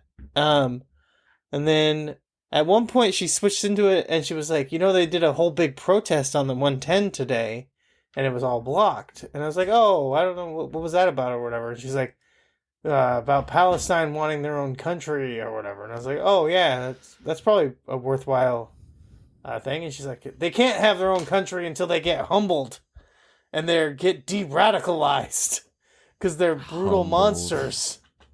And I was just like, I don't think any of that's true. I definitely do think that they should have their own place to live. Well, they can't have their own place to live because they're terrorists who want to kill everyone who's there. And I was like, I think they just want to kill the people that are keeping them from having their own country. And yeah, that was pretty fun. That was a pretty good one because it was okay, you're spitting truth, and then just left turn out of nowhere, Palestinians are fucking monsters who can't be trusted and need to be de-radicalized. And I was just like, I don't really know how we can fix any of that. But one thing that did cross my mind talking about it was there isn't really a solution. the idea of a two-state solution or whatever is kind of out the fucking window, because I don't think you could ever just, like, be chill after everything that's happened between them. To just be like, the problem about it is that, like, someone's got to get the fuck out of there. And obviously, if you have a brain, it's like, you know, first in, first out. Like, Israel just showed up recently. They should probably get the fuck out of here. But it's, yeah, like, they can't just hang out. They can't be like, all right, sorry, guys, you guys can have your own country and do your own thing now, but we're going to still be over here doing our thing right next door. Because it is kind of true. Like, you'd still be probably pissed off and always just like, fuck them. Like, and just trying to, like, you know, push the boundaries just to, like, make shit happen, you know? Yeah, it's I mean also the militarily dominant country has rejected two-state solutions like multiple times. Anyway, like even Hamas itself has been like, we'll go back to like the 67 borders, what it was in 1967. Nope, not good enough, because I mean, they say it. What's it called? Like, I'm trying to think of it. Eretz Israel? Yeah. That's like, you know, like the grand sort of imperial vision of Israel, which is basically like taking like Egypt, Lebanon, you know, a lot of other surrounding territories. The answer is some sort of like one state solution, I think, but that's obviously like way easier said than done as well. But I don't know. I mean, like that's like such like big vision shit that like we can't even like agree on like, can we stop with the hospitals for like a day or two? Like, let's start small. We'll get there. Yeah, because there's like literally no more hospitals. Yeah, they're gonna run out to bomb. Yeah. Well, I feel like that quote I had about Biden it feels almost like something that I dreamt now, but I'll find it one of these days. But I think, oh, okay. The other big Hasbara of the week was these like obviously staged mass arrests of civilians that they said every single one was like a Hamas Qassam fighter. And like, did you see this shit? Did you see the video of this shit? It was a guy. No. It's like a guy who was like 50, out of shape. They had every single person like stripped down to their underoos. Yes. And so you know how like when you're in an army and you find the enemy that's been trying to kill you, and you try to kill them, and so you're like, hey, take off your clothes. Wait, don't put down your gun yet. Take off your clothes first. Yeah. That's what they would have you believe. See that dick. Instead of like immediately disarming these people, we're like I'm sure almost everyone who listened to this saw this footage. It was everywhere. But they had this guy just like come crawling out, holding this gun and like the magazine in the other hand. And he just does not look like a Hamas fighter. He's not like a hardened, like physically fit guy. And then to top it off, people like identified him as like an aluminum shop owner who like, you know, was fleeing for his life like everybody else, regular civilian. But they're like, all these people like triumphantly posting and reposting this shit. Like, look at these motherfuckers now. Yeah, we got him. So he comes like walking this like long circuitous way over, sets down the gun, and like walks back to the line of other guys who are in their underwear. And then someone found like take 2 of this footage. And just lined them up side by side. Sure. And it shows that they obviously did the staged thing at least more than once, because he's like holding the gun in the other hand in the second footage, walking, but doing basically the same thing. You can hear, and like, okay, like, of course, nerds got in there and were like, well, actually, he had 3 guns on the ground and they made him go back 3 times and bring those 3 guns to them. Like, why? That still doesn't make sense. Like, no matter how you slice it, this is phony. And like, then the IDF even said, oh, maybe like 10 to 15% of those people were actual Hamas fighters. And even that they have no proof of. So, no, they're just rounding up civilians for photo ops to try to make it look like they're doing anything, that they're making any military progress. Obviously, they're making military progress in the sense of bombing the absolute shit out of everything. But like, as the ground war goes, did you see this shit too about how IDF wears diapers? Oh, no. No. They wear diapers because they're scared. And look, I would be scared too, whatever. Like, but like that's the reason they don't go into the tunnels, right? That's the reason they're reluctant to put any real ground troops anywhere, because Hamas has less to lose. They would rather die than be taken hostage. They tend to win in those like urban warfare scenarios, like guerrilla combat scenarios.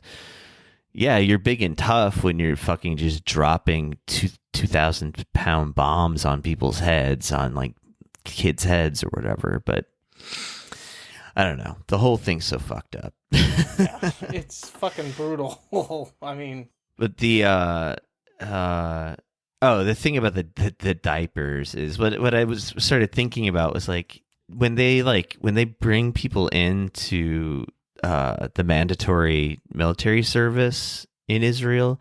I think it's for like 2.5 years. And I saw an interview with some like ex-Marine. This guy, Scott Ritter, I don't know, he makes the rounds a lot. I think he's usually pretty spot on about stuff. But he basically just said, like, you can't make like a good soldier in 2.5 years. You can't have a good like team of fighters in 2.5 years. That's why all these guys literally wear diapers and are terrified of actually like facing people down in any sort of like even slightly equal sort of playing field. So that's why, everything's just death from above. And and it's determined that it's okay to blow up a 3-year-old's brain for no reason, because Hamas tunnels, etc. Gotta take them out or whatever. If not you, then me. If not now, then when? I don't know. Well, that's what's so like. Just of course, none of this shit adds up. Like none of it. Like none of the sort of excuses that the IDF tries to make about this stuff. Like, well, it's Hamas's fault for being under the ground. Why do you think they've taken to the tunnels? Yeah, because you bombed them. Like, well, they're putting the innocent civilians in between us and them, so we have no choice but to obliterate all the civilians. It's like, or you could like be an army and I don't know, go into the tunnels and use your guns and shit. Yeah. But obviously, the goal is the elimination of a large group of people, or at least get them to the Sinai. Yeah. It's gonna be interesting to see if when Netanyahu's like corruption trial ever resumes or not. I keep forgetting that thing is literally on pause for the sake of it's like. There's some like antiquated law or whatever that's like in war times, like you have to stop investigating corrupt politicians. Well, that's why the war will never end, and also that will never come back up. Yeah, I mean, apparently even a lot of people that are like on board for genocide and ethnic cleansing still fucking hate the guy. I've seen like a bunch of interviews with like colonels and shit who are like, oh yeah, he just doesn't care what happens to Israelis. He doesn't care about the hostages. You know, we blow up our own to save face, so we don't have to like, you know, submit to the leverage of Gaza, like having our hostages. But I've digressed, and I think that's about it. I am scanning my brain for any sort of recommendation. Did you have something you wanted to recommend? Started a new show. Been enjoying it. It's on Hulu, I believe. It's called Murder at the End of the World. It's pretty good. It's pretty decent show. I won't spoil it too much. It's got like one famous actor kind of plays the main character, but he doesn't. It's a character that does not have the most screen time. Clive Owen, it looks like. Yes. Yeah. Clive Owen is kind of the centerpiece of the program without being the most domineering screen presence on the show, which is kind of interesting. I like that. I like the way it's done. It's a murder mystery kind of thing with some like techno-futuristic hellscape added in. It's worthwhile. It's worth checking out. I think it's current because we're waiting for episodes to come out as we watch. So I would recommend it, at least somewhat. Started the second season of True Detective. Doesn't really need to be a recommendation, but we're just talking about stuff. I like it. I think that people who hate on it, I think that really it's such a tonal shift that I think that that's why people don't get it. But having like the air of separation that I have, which is that like I'm not like built up anticipation. Oh my God, the first season was so crazy. What are they going to do next? I'm just kind of like enjoying it. I kind of like it, and I kind of like that they switched so far the other way. Like going from like the like kind of gritty, real, like kind of unsettlingness of the first season to the second season being more of like almost a cartoony, like noir, like classic detective noir style, to the point where like when they showed the dead, the dead guy in the back seat, and then they showed like a fucking owl statue in the front seat, I'm just like, it's the Maltese Falcon. It's like literally doing the Maltese Falcon. Like, this is so on its nose. You've got fucking Vince Vaughn playing a classic gangster, and like I like Vince Vaughn. I think like he gets shit for being what he is, but I think he's pretty good at what he does. But him trying to play anything other than Vince Vaughn is so fun. It's so fun to see him struggling, trying to do something different. Like, I enjoy that, but I can tell you want to add. Feel free. Yeah, I mean, I agree. I think like the acting is what I like the most about that second season. Like, all four of the main actors are really good. That Taylor Kitsch guy, I don't think I'd never even seen him in anything until that, and yeah, they're all really good. Like, I don't know how far you are into it, couple episodes, I think like. Yeah, he did, like Vince Vaughn does play kind of a classic kind of gangster guy, but like there is sort of a spin on it, and it's like you see, whatever, like this weird psychological shit behind what he's doing, but it's not like super in your face either. Like everybody's struggling with some weird thing, and then like kind of the main crime at the center of it all does sort of. I'll just say it sort of like links you up to the first season in a way. Okay. Not like directly, not like, oh, that character's from the first season, but just like thematically. But right.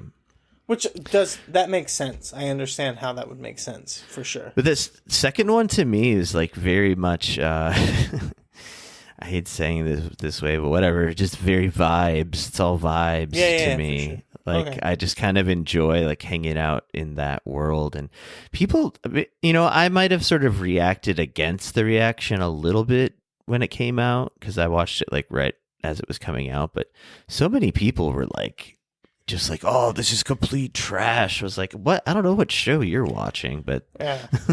Hey, so they were just upset that it wasn't the same thing. yeah, Like, I think tonally, that's all it it's is. so different, but I kind of enjoy that, and I especially. But think would that you it made- want it to be the same thing? I mean, if it was, then people would have bitched about that, right? They'd be I like, don't oh, think this that- is.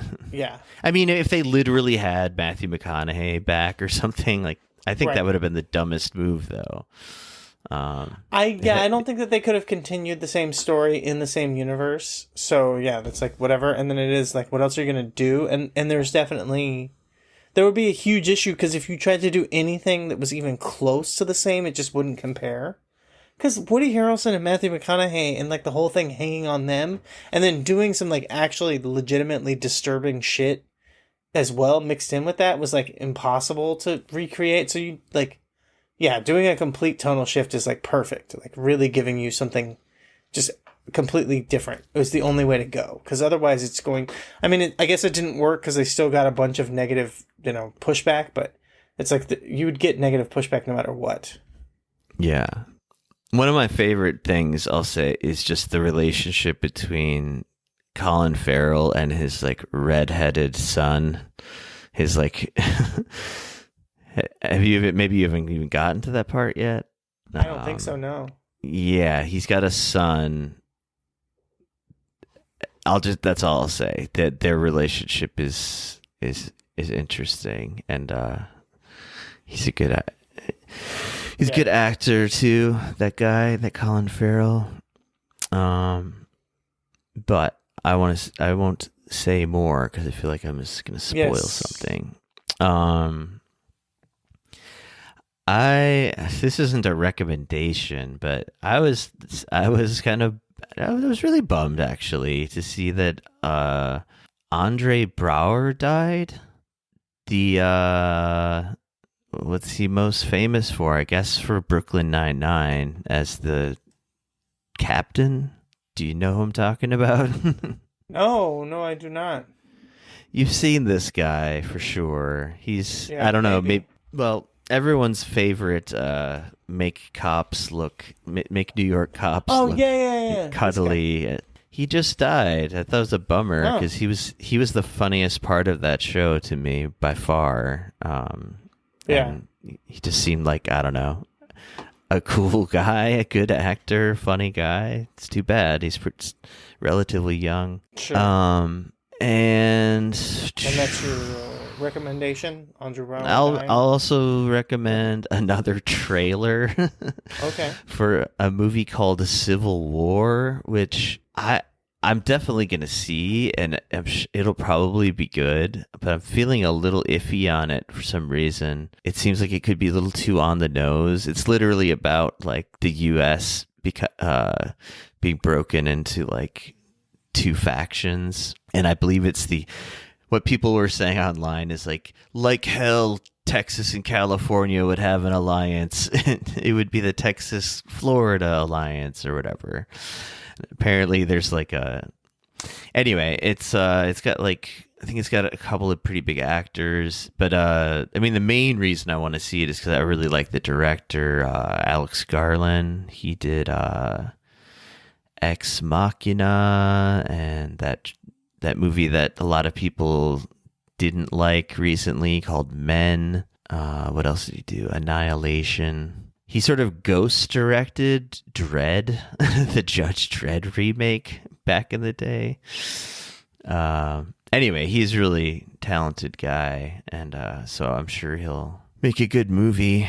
I had no idea he was doing this type of movie, but yeah, the trailer just dropped the other day, and seems to have a lot of people talking, I guess. And that'll come out sometime next year, I guess. So yeah, trailer for Civil War. That's a R.I.P. Yeah, I'll check that out. Andre Braugher. I'm gonna check out this. Yeah, there's War. this shot of like an American flag, and instead of the 50 stars on it, it's this kind of like powerful image, I guess, or like image sticks in your mind of it's just two big ass stars on the American flag. Whoa. Yeah. But pretty it's got like Kirsten Dunst. I always like her, and then her husband Jesse Plemons, who I like as well. Yeah, Looks like he's got some sort of role in it too. Okay, that's the end, and we have a website, deathpod.com. Join the Discord. Check the show notes to find the link to the Discord, to find the links to all kinds of things. Send emails. Mostly just go to the Discord. It's probably the fastest way to get in touch with us. Or if you're really into Twitter, we have one of those too. And I'm going to go ahead and tease possible new movie episode. Okay. about a movie that I don't think anyone's covered, even on the whole internet. So Wonderful. We'll see. Also, you shouldn't call it that. Just call it like, the women's internet or whatever. You shouldn't call it the whole internet. The femternet. Yeah. I don't have anything going. Podcast, new episode recording shortly. Should be good. Someone very cool riding by on a motorcycle. Yeah, new episode recording shortly. Should be fun. It's going to be a bit of a throwback with an old familiar guest that maybe people will know me talking to if they know me doing podcasts. But that's it. That'll be coming out probably at the exact same time that this episode finally comes out. Based on our editing schedule, even though I'm going to record that afterwards. But that's it. Follow me on Twitter at ROH Dutch. That's right, folks. Stay tuned for Javier Milei on the We Don't Know Wrestling Network. With that, clone your dog, fuck your sister. I feel like I've ended that way before. Perfect. Count it in. 1, 2, 3, 4. Gotta say it. Drift away on a puffy cloud. Go away on a puffy cloud. My brain is dead from too much pot. 'Cause Gene and I smoke too much pot. Cloudy, cloudy, cloudy, cloud. Cloudy, cloud. Cloudy, cloud. Cloudy, cloudy, cloudy, cloud. Cloudy, cloud. Cloudy, cloud. Float away on a cotton ball. We write songs about the clouds. My brain is dead from too much pot. 'Cause Gene and I smoke too much pot. Cloudy, cloudy, cloudy, cloudy, cloudy, cloudy, cloudy, cloudy,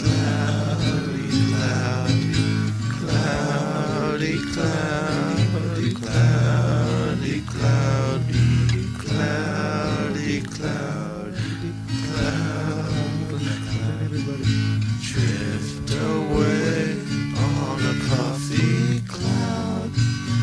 Go away on a puffy cloud. My brain is dead from too much pot. 'Cause Gene and I smoke too much pot. Cloudy, cloudy, cloudy, cloudy, cloudy, cloudy, cloudy,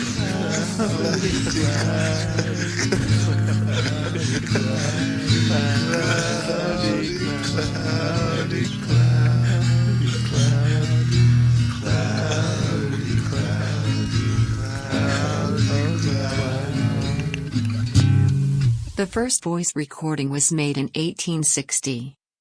It was a 10-second fragment of the French folk song Au clair de la lune recorded by inventor Edward Leon Scott de Martinville. But who will make the final voice recording and when? What will it be? Who will hear it?